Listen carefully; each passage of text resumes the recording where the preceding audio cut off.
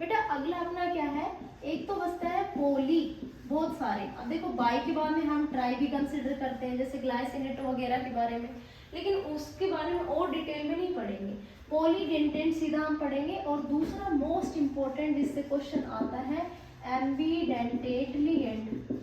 एम्बी इस पर स्टार लगा लो, पहले लगा लीजिए बेटा। देखो पॉली मतलब बहुत सारे, आप अनगिनत दांत हो सकते हैं। तो इसमें बहुत फेमस एग्जाम्पल है ईडीटीए का, इसकी स्ट्रक्चर जरूर आनी चाहिए।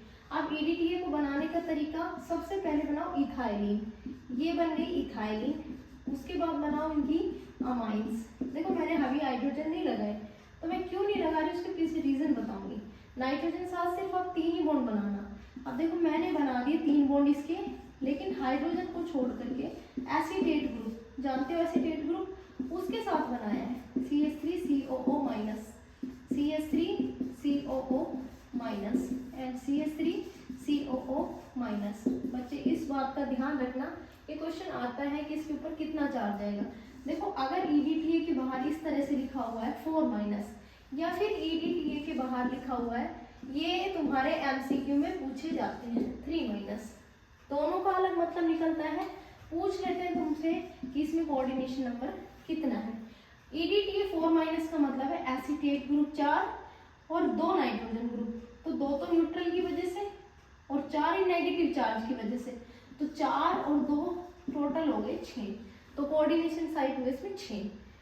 ट्राई एसीटेटो, उसमें बच्चे इसको इरेज कर दो, यहाँ हाइड्रोजन लगा दो, तो देखो इसमें एसीटेटो ग्रुप यानी कि एसीटेट ग्रुप कितने हैं टोटल, सिर्फ 3, और इसमें नाइट्रोजन है इसमें 2, तो डोनर साइड इसमें सिर्फ हुई 5।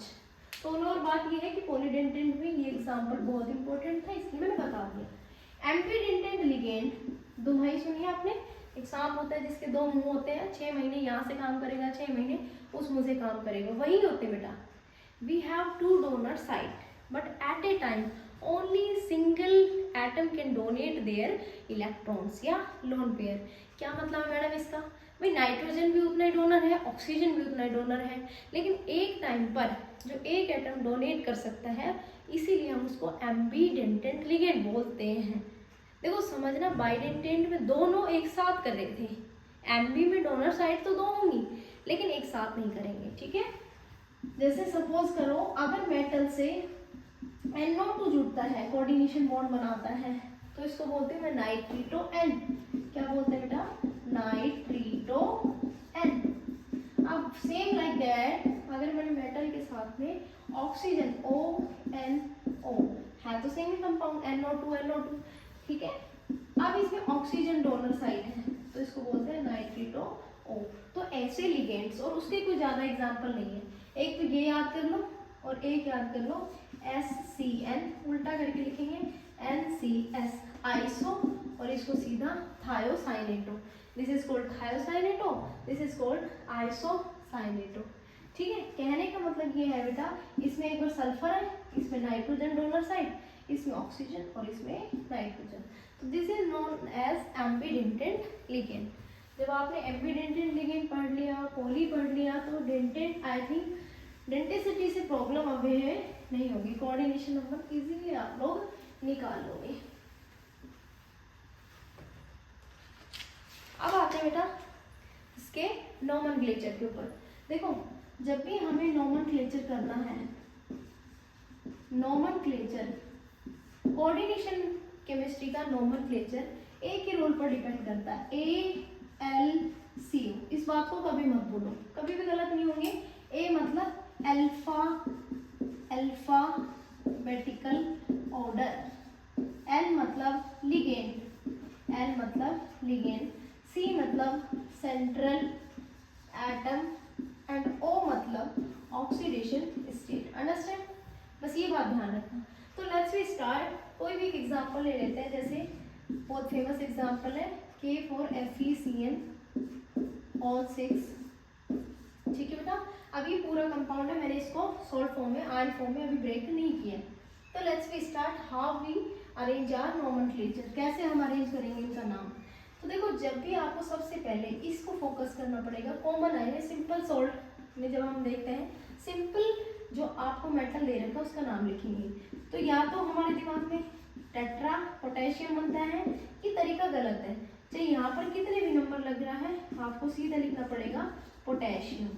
ये सामने वाले के लिए भी लागू होता है। और मान लो यहाँ पर होता Cl2, तो मैं डाइक्लोराइड नहीं लिखती, सिर्फ क्लोराइड लिखती, लेकिन वो बाद में लिखती, नाम के पीछे लिखती, क्योंकि अभी यहाँ पर सिर्फ पोटेशियम शुरू में है तो हम नाम यहाँ से शुरू करेंगे। अगली बात इसमें जो बात ध्यान देने की बेटा, AlCO, ए मतलब अल्फाबेटिकल, एल मतलब लिगेंड्स। अब इसमें सेम ही लिगेंड है, अल्फाबेटिकल कोई सी नहीं है, लिगेंड के नाम है साइनो। क्या बच्चे? साइनो। अब साइनो से पहले, लिगेंड से पहले इनका प्रीफिक्स यूज कर लो। और अगर किसी में प्रीफिक्स है, जैसे किसी वर्ड आ रहा है, मान लो बाई आ रहा है, ट्राई ऑलरेडी आ रहा है, तो इसमें लिख दो बिस और इसमें लिख दो ट्रिस। समझ में आ गई बात? ये बात ध्यान रखना, प्रीफिक्स जब लिखो, किसी बाई ट्राई वर्ड आ रहा है, दो बार मत लिखना उसको, तो फिर तुम लिखना बिस इथेन 1,2-डायमीन या ट्रिस। ठीक है, कहने का मतलब ये है। अब मेरे पास में 6 लिगेंड्स हैं, तो मैं लिखूंगी हेक्सा। क्या लिखूंगी? Hexa cyano. और देखो मैंने कोई भी स्पेस इसमें नहीं दिया है अभी तक। अब आते हैं इसका नोमेनक्लेचर, इस पर स्टार लगा देती हूँ। ध्यान रखना बेटा इस बात का, अगर मान लो ये कॉम्प्लेक्स जितने पॉजिटिव चार्ज हैं बदले में नेगेटिव देता है, 4 नेगेटिव, तो अगर ये कॉम्प्लेक्स एनायनिक है, एनायनिक, इस बात को नोट कर लेना, तो तुम मेटल के पीछे ATE लिख देना। क्या लिखेंगे? ATA। और अगर ये कॉम्प्लेक्स सपोज करो पॉजिटिव है या न्यूट्रल है, तो तुम जो तुम्हारा नेम है मेटल का वो एज इट एज रखना, बस ये ध्यान रखना। जैसे मैंने लिखा आयरन का क्या होता है? फेरस, तो मैं लिखूंगी फेरेट। क्या लिखूंगी? ATE। अगला बेटा इसका सेंट्रल एटम के बाद में ऑक्सीडेशन स्टेट। तो बच्चे देखो यहाँ पर कितना चार्ज है? 6, ये माइनस का 6। यहाँ पर आप फॉर्मूला बना लीजिए ताकि ध्यान रहे। देखो पोटेशियम पर है कितना पॉजिटिव चार्ज है? +4। उसके बाद में सबको जोड़ते चलिए, X प्लस Cl पर कितना? -6 इजिकल टू, पहले हम चार्ज रखेंगे नहीं, इजिकल टू 0। सॉल्व करा कितना आया? इस पर टोटल चार्ज आया +2। तो ऑक्सीडेशन स्टेट क्या बेटा? +2।